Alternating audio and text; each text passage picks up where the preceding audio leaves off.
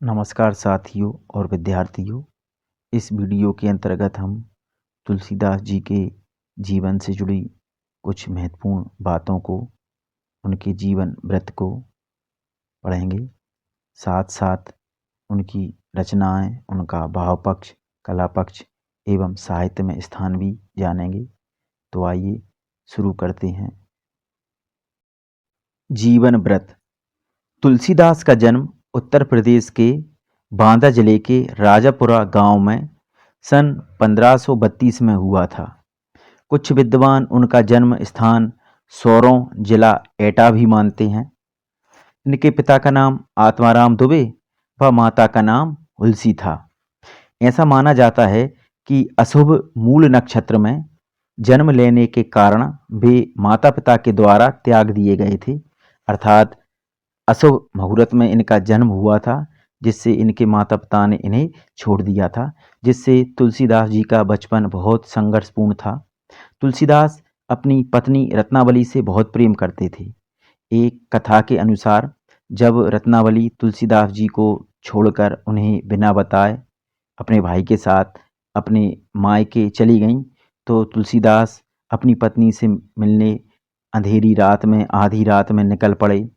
उस समय बरसात हो रही थी, नदी में बाढ़ आई हुई थी, तो तुलसीदास ने उसका भी कुछ ध्यान नहीं दिया और वह नदी में कूद गए। नदी में एक मुर्दा बह रहा था, उसके ऊपर चढ़कर उसको नाव समझकर उन्होंने नदी पार कर ली।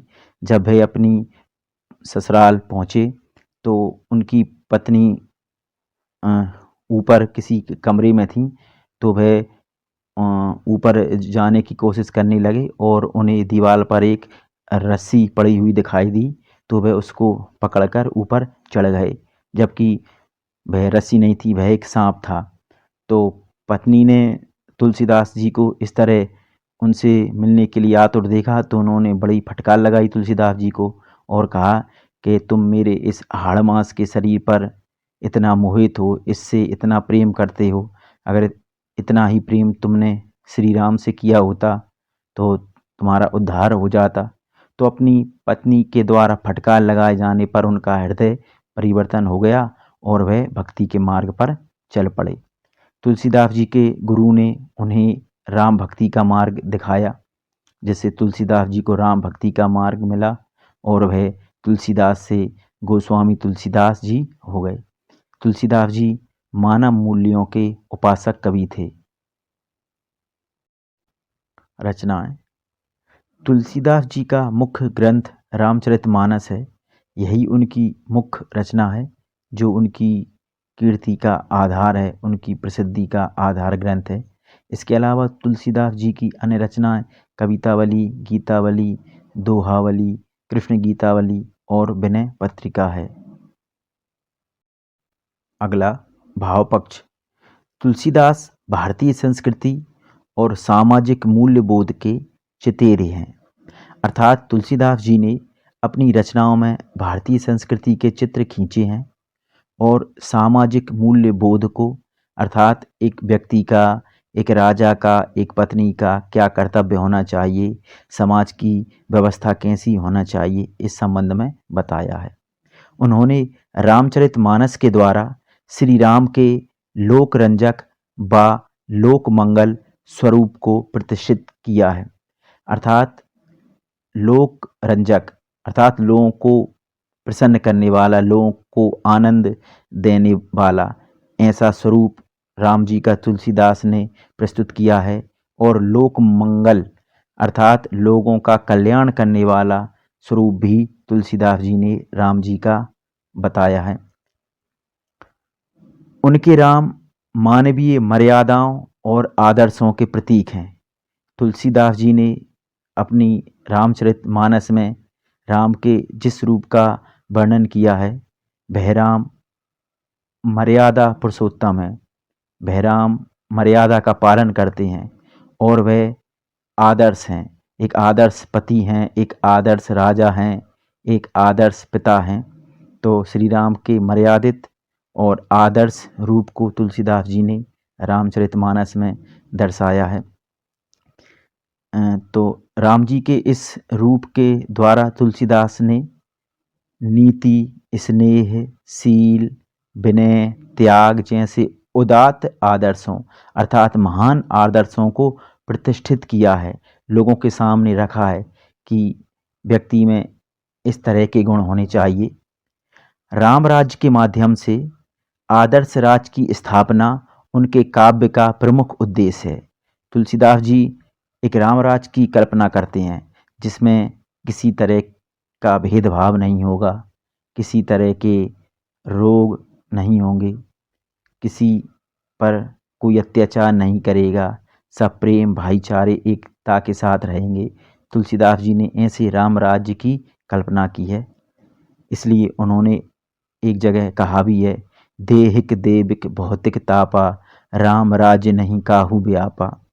आगे उन्होंने अपने काव्य में निर्गुण और सगुण में समन्वय स्थापित करके अद्वैतवाद को भी समर्थन किया है। अर्थात तुलसीदास जी ने निर्गुण और सगुण दोनों ईश्वर उपासना की पद्धतियों का समन्वय किया है, वह दोनों को एक साथ लेकर चले हैं। आगे वहीं तत्कालीन विषम परिस्थितियों में शैव एवं वैष्णव के मतभेदों को समाप्त कर उन्हें एकता के सूत्र में बांधा। जब तुलसीदास जी थे उस समय शैव और वैष्णव लोगों के बीच मतभेद होता था। शैव शिव जी को आराध्य मानते थे और वैष्णव विष्णु भगवान की आराधना करते थे। दोनों में काफ़ी मतभेद चलते थे। तुलसीदास जी ने इस मतभेद को समाप्त कर एकता के सूत्र में बांधने का कार्य किया है। तुलसीदास जी की भक्ति दास्य भाव की है, अर्थात वह ईश्वर को अपना स्वामी मानते हैं और स्वयं को उनका दास मानते हैं। तुलसीदास जी ने सीताराम के अलावा राधा कृष्ण की कथाओं को भी अपनी अभिव्यक्ति का माध्यम बनाया है। अर्थात तुलसीदास जी ने अपनी बातों को राम कथा के साथ साथ राधा कृष्ण की कथा के माध्यम से भी लोगों के सामने रखा है। तुलसीदास जी के काव्य में सभी रसों का सफल व सुंदर परिपाक हुआ है। अर्थात तुलसीदास जी ने अपनी रचनाओं में सभी रसों का प्रयोग किया है, परंतु इनकी रचनाओं में प्राधान्य अर्थात प्रमुखता करुण और शांत रस की ही है। इनका श्रृंगार रस मर्यादित एवं शिष्ट है। आगे कला पक्ष। शिल्पगत मर्यादा की दृष्टि से तुलसी एक आदर्श कवि हैं। उन्होंने अपनी काव्य कला में शास्त्रीयता को लोक स्वीकार्य व लोक प्रचलित को शास्त्रीय बनाया है। अर्थात तुलसीदास जी ने अपने शास्त्रों को लोगों के द्वारा स्वीकार करने योग्य बनाया है, या लोगों में जो चीज़ें प्रचलित थीं उसको उन्होंने शास्त्रों का रूप दिया है। तुलसीदास जी की कविता उनकी भक्ति का सहज परिणाम है। अर्थात तुलसीदास जी ने जो कविता लिखी है, जो रचना की है, वह प्रयास से नहीं की, वह उनकी भक्ति का ही परिणाम है। तुलसीदास जी संस्कृत के भी विद्वान थे, लेकिन उन्होंने उस समय जो प्रचलित जो लोक भाषा थी, आम लोगों की जो भाषा थी, और उस समय आम लोगों की बोलचाल की भाषा अवधी और ब्रज थी, तो तुलसीदास जी ने इन दोनों ही लोक भाषाओं में, आम बोलचाल की भाषाओं में अपनी रचनाएं की हैं, जिसमें संस्कृत के तत्सम शब्दों के साथ साथ अरबी और फारसी के सरल शब्द भी पाए गए हैं। उस समय प्रचलित सभी काव्य शैलियों को तुलसीदास जी ने अपनाया है। इन काव्य शैलियों को उनकी रचनाओं में देखा जा सकता है, जैसे छप्पे शैली, दोहा शैली, चौपाई शैली, पद शैली, बरबई शैली, मोहर शैली। इन शैलियों को तुलसीदास जी ने अपनाया है, अर्थात उन्होंने दोहा में, चौपाई में, पद में, छप्पे में आदि में अपनी रचनाएं लिखी हैं। आगे आपकी रचनाओं में प्रबंध और मुक्तक दोनों प्रकार के काव्यों का उत्कृष्ट रूप है। अर्थात तुलसीदास जी ने प्रबंध काव्य जैसे रामचरितमानस और मुक्तक काव्य भी लिखे हैं। तुलसी ने सांग रूपक के विशेष प्रयोग के अलावा उपमा, रूपक, उत्प्रेक्षा आदि अलंकारों का स्वाभाविक एवं सफल प्रयोग अपने काव्य में किया है। आगे साहित्य में स्थान।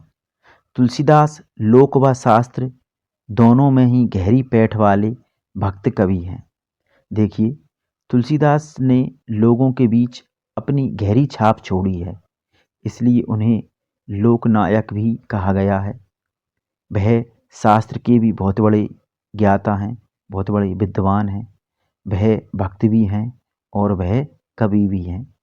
युग दृष्टा गोस्वामी तुलसीदास जी भक्ति काल के राम भक्ति शाखा के प्रतिनिधि कवि हैं। देखिए, भक्ति काल में दो धाराएं चलती थीं, सगुण भक्ति धारा और निर्गुण भक्ति धारा। सगुण भक्ति धारा की दो शाखाएं थीं, राम भक्ति शाखा और कृष्ण भक्ति शाखा। इसके अलावा निर्गुण भक्ति धारा की भी दो शाखाएं थीं, प्रेम मार्गी शाखा और ज्ञान मार्गी शाखा।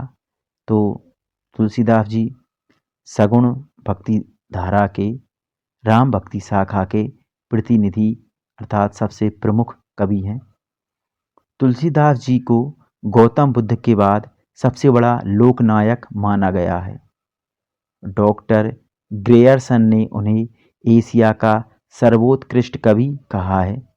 हरिऔध जी ने निम्नलिखित उक्ति उनके संबंध में लिखी है, जो बिल्कुल सत्य है कि कविता करके तुलसी ना लसे, कविता लसी पा तुलसी की कला।